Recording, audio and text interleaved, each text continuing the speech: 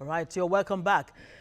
Technically defeated, last kicks of a dying horse. Those are some of the adjectives that the Nigerian army has used to describe Boko Haram and attacks carried out by the insurgents. But the terrorists killed more than 100 soldiers last week during an attack on a military base in Metele in Borno State. All right. Well, my guest is right here in the studio. He's a security expert, Olade Ndeariyo. Thank you so much for joining us. Good morning, House. I'm expected to be joined by another guest. We'll bring him in as soon as we can, as soon as we link up with him. Okay, let's begin from the outrage that has greeted this, reported killing of more than 100 Nigerian soldiers. And it's something that has continued, over time. Yeah. Without any kind of answers, from the federal government. Some are saying coalition of, parties, opposition, all kinds of people are saying, look, there's no better time than to actually sack the service chiefs. That might just be where the problem lies. Well, but is that the solution? Let's take it this way. Number one, several days after the unfortunate incident, nobody has been able to give us specific figures of how many people were actually taken out. But really, when you say that, not to cut you, I mean, the government has been trying to explain that global standards are that you do not, under no circumstances, do you put out the number of, soldiers that have died in the line of fire. I have had that argument. But the point is, the disparities between what government is trying to give us and the numbers and what it's out there in the public space. There are things that you cannot deny. It's very troublesome, especially when, again, there are videos, sent around the world, showing very unsightly images. Okay, it's very worrisome. Now, this has given rise to speculations and all manner of figures being bandied around, especially by people who have no business discussing security.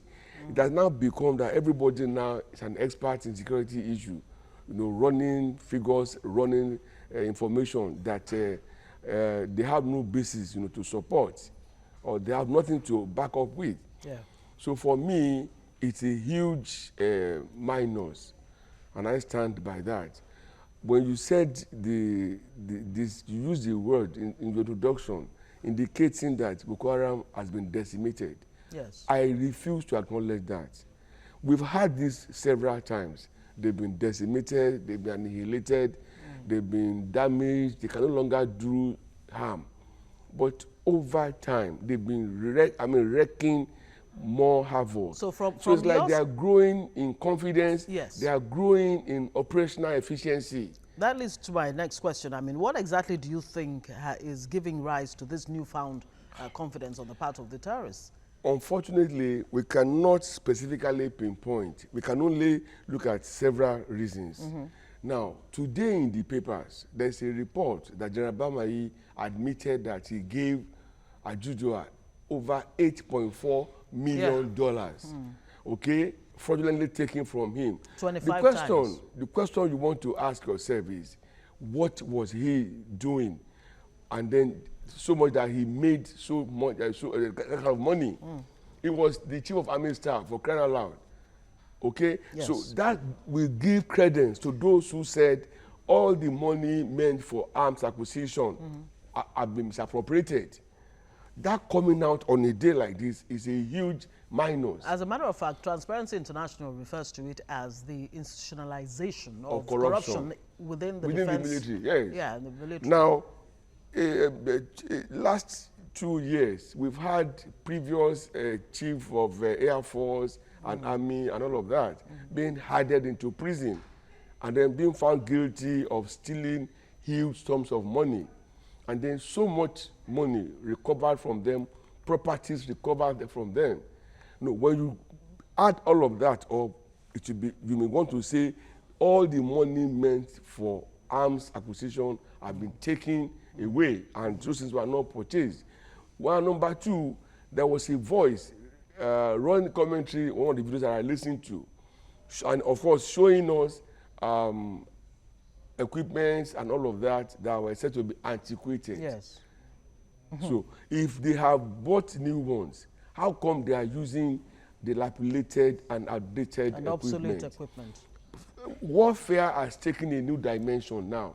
If people could deliver huge things, I mean parcels with drones, how come we've not gotten to that level here where with drones we can do spying, intelligence gathering, and of course bombing where necessary? Before we even get to that, so what you've just said now lends credence to, you know, the general perception out there that some people within the military are actually cashing in. Oh, yes. They want this insurgency that has gone on forever. I mean, since 2009, it's been changing into, you know, the narrative. Yes, it's been changing from time to time. And some people are actually benefiting from it. Right. So now that there's a call for a thorough investigation of how the defense, you know, budgets have been spent over the years. Some are suggesting since 1999 till date, and some are saying if you can't even go that far back, is it possible for us to investigate within the 4 years of this administration? Maybe we'll get answers. Again, if you say you don't want to go that far back, who determines the cutoff point? This thing didn't start today. So if it was during the period of 1999 and the previous years that so much money was stolen, as we later discovered, why not take it that far back? Number two, to the extent that it's been in the public space, like a rumor or something, that the people fighting, they don't get their allowances on time, and then they're not well catered for, and then of course that they don't have the required arms and so to fight. Why shouldn't we take it back? Remember during the campaign 2014, 2015, for the elections, there was this propaganda that President Buhari was behind Boko Haram, that was sponsoring them to harass Jonathan's government. Now, he's been in power now for almost 4 years. Will it be right to now say that he's the one sponsoring Boko Haram against his own government? Well, at least what they have been saying within this administration is the war against Boko Haram has been politicized somewhat, and there's some people within in opposition who are making the state, if you like, or the nation ungovernable, and want to make this government look bad. Because you know what? Security was one of the promises that this government made. Major promise. Yes, followed by corruption.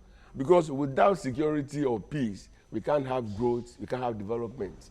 To that extent, we all keyed it in, and then believing that we are going to be led by a retired general, a man that has the knowledge that we have with us. Exactly. And we were so sure that in about 12 months after he will have become president, things will begin to get to normal. I'm going to come back to the issue of strategy, but let me raise an issue that was, you know, all over the place in the last, you know, couple of days, where some soldiers, you know, in the war front have been protesting against the promotion, the planned promotion by the Chief of Army Staff of the soldiers that were involved in discovering and, of course, you know, bringing some kind of closure to the killing of the Major General Alkali, yes, in Jos. Well, they are because their argument is, we have been in the northeast, in the bushes, in the trenches for so long, you know, missing our families, you know, and all of that. Many of us have fallen. You know, many of us have paid the supreme price, and nothing has been done to actually show that, look, this government actually appreciates and cares about us, you know, but it's trying to now promote these people for discovering. For me, I'm not going to see it as a step in the right direction. And even if they must be promoted, must they have to be in the public space? Couldn't that have been done discreetly without making a song out of it? Because now that again has given rise to discontent among those who are fighting the battles. I was taking it one by one. You know, I feel for General Alkali. I happen to have met him once or twice. A perfect gentleman. I'm sure those who wasted him didn't know him. If they knew him, they would never have murdered him. No, he was a fantastic human being. Now, as I was saying earlier on, apart from the issue of corruption and then the uncaring attitude of government, somebody was saying it on the radio station yesterday that it's a deliberate act on the government side to annihilate soldiers of southeastern, southwestern, and south southern origin, that they are once being sent to the one front. Wow. You know, people are speculating all manner of Another things. dangerous dimension. And those are very evil and dangerous and destructive dimensions. But how do we stop them from saying all of these things? Evening of Sunday, I heard the presidential spokesperson saying that they had not briefed the president. And I was disgusted. What briefing was he waiting for? All the stories are in the public space. In his shoes, I would have seen those things and I would have called the service chiefs without waiting for them to come and tell me. Which he did. Well, exactly, because we had there was a meeting eventually. Yes. Now, I have always been saying that cutting the head necessarily will not cure headache. But as it is, if they have to go for things to change, let them go. How much difference will the visit of Defense Minister Mansur Dan Ali to the troops to Chad? Oh, to Chad? Yes. Well, because for me, it's towards the end of this week, well, it's a fire Tuesday. brigade approach. Chad has always been there collaborating with us, I mean, at that axis, Cameroon on another axis, and of course, Niger. One would have said that by now, there will have been a defined arrangement between Nigeria and those countries, whereby to be able to contain Boko Haram. Hasn't there because been the an land arrangement mass, already? The land mass, yes, from where they are operating is within those countries that I mentioned. They can draw a circumference and close in on them. We've said these things especially several when times. you consider the case of Metele, this particular one that has caused such, outrage. Very remote area in Borno, close to the Niger, the Niger border, which raises the question of the porosity of our borders. How people, it's so easy for people to come and go. Exactly. And then again, the question of whether those people truly are Nigerians or they are people from across the borders, like we've heard, over time. Over time, I've been asking myself, are they manufacturing their food soldiers, I mean Boko Haram, or from where are they getting the human beings that are fighting for them? The equipment, the financial situation, I mean the money, because they keep driving brand new Hilux vehicles. They are all there in the video. Yes. I keep asking, and that they could still get that kind of crowd, still fighting for them, shows that our borders, especially around those areas, are largely still very porous. They're not being well taken care of. How effective, still staying with the multinational joint task force of the 5 nations, including Nigeria, how effective really has it been? I mean, since we had felt, when government declared that Boko Haram had been decimated and annihilated, the thinking then was that the operations will only be targeting soft, going after soft targets, maybe markets, parties, or events and all of that.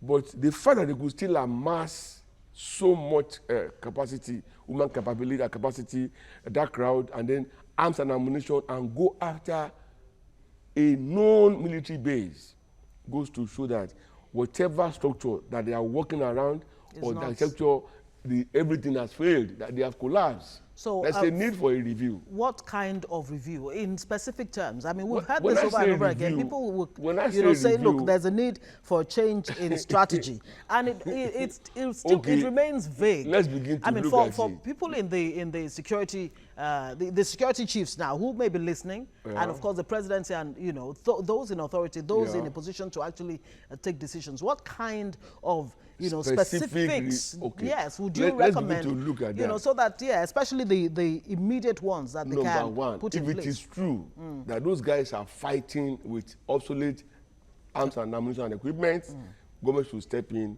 do whatever is possible, and get them properly armed and equipped. Yeah, but what has happened to the $1 billion that was, released I queried that purchase equipment? When I said that the president had 1 billion at the beginning of this year, right, and was meant for equipment acquisition. Yes. And I said that at the rate of exchange rate then, he had 1 billion naira per day to prosecute this same Boko Haram insurgency.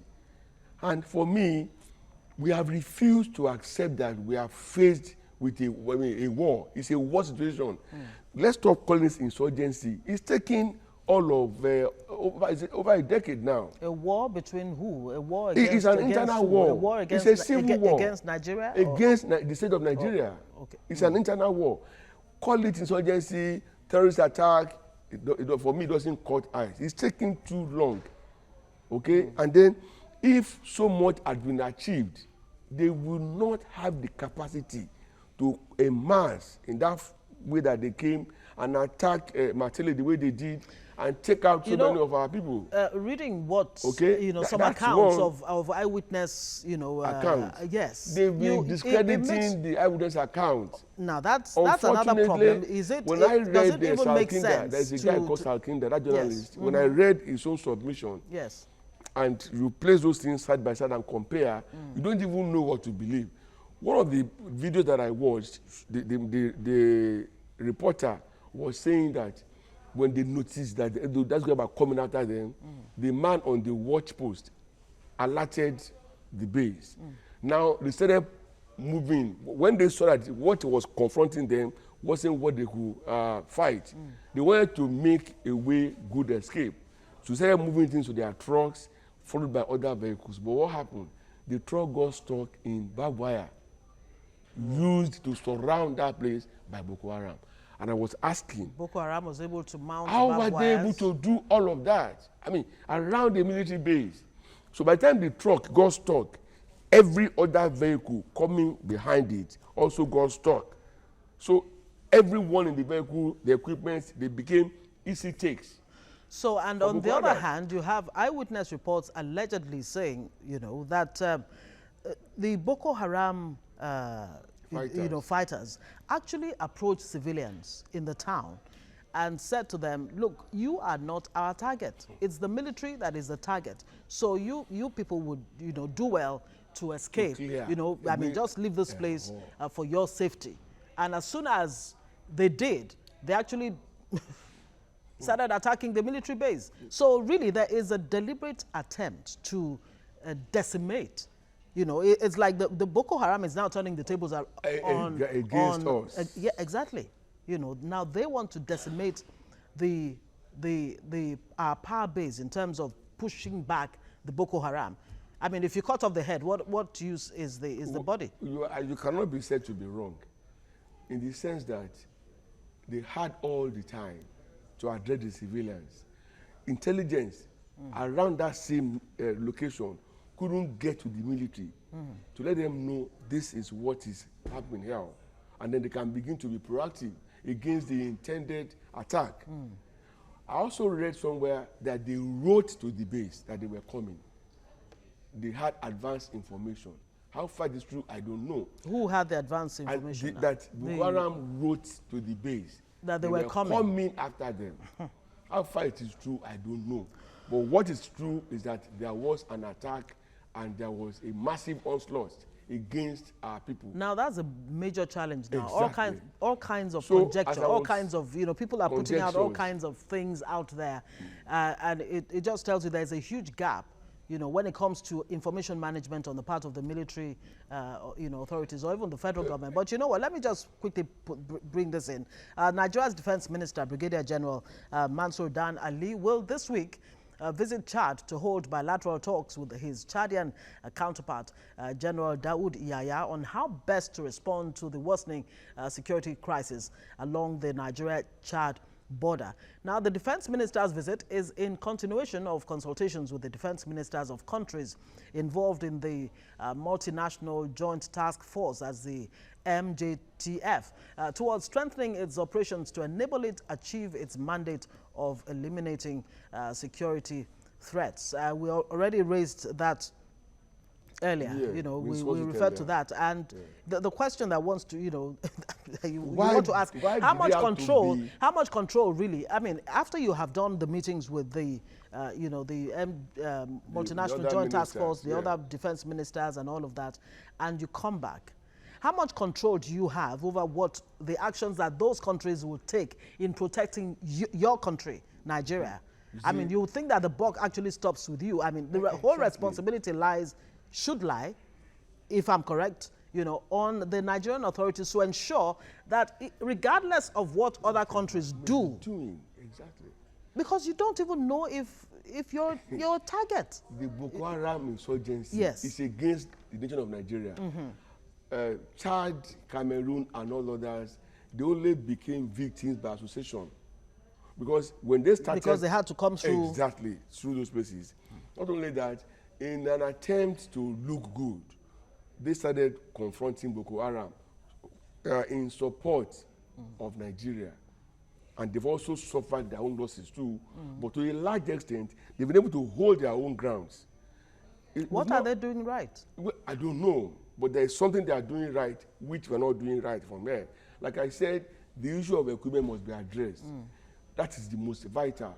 Again, can we address the issue? Is it even the issue of equipment or the issue of corruption that has been alleged within the security apparatus? Yes. When the funds meant for equipment are not used. No. Now I'm saying when the funds meant for equipment gets to be utilized in acquiring equipment, corruption is even taken out of that, and then they will have scored a 2-in-1 goal. Okay. The second thing again is the psyche of the people at the battlefront now must be at the lowest ebb, because you saw a soldier weeping and crying. Those are not sights you want to see as a civilian. That's an anomaly. These are men who knew what they were signing for at the point of joining the military. Okay, so I will expect that beyond going to Chad or wherever, they need to go to the troops and encourage them, you know, let them know that government cares about them and show. But it's not just telling them; they have to see it. Yes, it has to be demonstrated. Effort, yes. As they say, justice mustn't be done. It must be seen to be done. It must be seen to have been done. And for those who have been there for a longer time, they should be moved away from there. Let others take over. And then for once, let's get serious in this battle. The allegation that government is handling Boko Haram with kid gloves, should not stick. It must not be sustained. We should be seen, to melt that by massive counter-action that will be result-oriented. Now, that counteraction will depend on the military's ability to actually intercept, through intelligence, the plans. I mean, you wonder how, these people, the Boko Haram, they seem to be very, very highly coordinated. But you would imagine that they will use some kind of communication lines and all of that. Let me also tell you that I considered it a wrong move when the federal government started absorbing ex-Boko Haram fighters into our military. Those, they said they have been pardoned, having... who have had a change of heart. A change of heart and all of that. For me, it was too soon. These guys were already programmed in a particular way. And suddenly, because they were captured... You think you've debriefed them? You think I've debriefed them well enough. And the next best thing to do is to engage them to begin to face their previous employers. It doesn't sound good. If you needed to get them engaged, farming would have been an option, or getting them to go and learn some trade, not to now become fighters for the National Army immediately upon their disengagement from Boko Haram. That for me was a wrong move. Yes. Again, the speed at which Boko Haram fighters that were captured are being forgiven and released to society. Into the civilian populace. It begs common sense. Why the urgency? Because those could still serve as fifth columnists that might be sending intelligence to Boko Haram. Whereas if we had gotten our game right, by now we should have evaded Boko Haram and be able to get quality upfront information of whatever they are planning. But no. Let's talk about the issue of the use of intelligence, if it is existent at all. Do we even have, is there intelligence in place to be able to, you know, be preemptive when it comes to these things, you know, so that you can actually wake up and see a headline, military thwarts Boko Haram plans to attack, you know, some military base, you know, and things like that. We have intelligence in place, but it's not functional. Why is it Having not functional? it in place is one thing, making it functional and delivering value is another thing. If they are delivering value or if they are functional, such a thing wouldn't have happened because they will have been able to preempt Boko Haram. But in a case where they said, one, they went to the civilians in the neighborhood asking them to move off, that they also wrote a letter, and then this still happened, nobody will want to acknowledge that we have intelligence in place. But we do. But they are not adding value, it's not functional. And so how can we get it right in that regard then? You know, well, as people are, I mean, I think at this juncture now, I'm on the side of those who are saying they should change the leadership of our military. One, number two, perhaps the new people coming in will have to be made to understand that they have gotten a big job to do. Okay, so from day one, whatever activity they have in place, they push them aside and come up with fresh strategies and options. Because all that But you would think that President Buhari, being an ex-general himself, would actually know within the military the people who will deliver, who will get the job done for him as quickly as possible. That was our expectation. Yeah. But over time, we've been disappointed.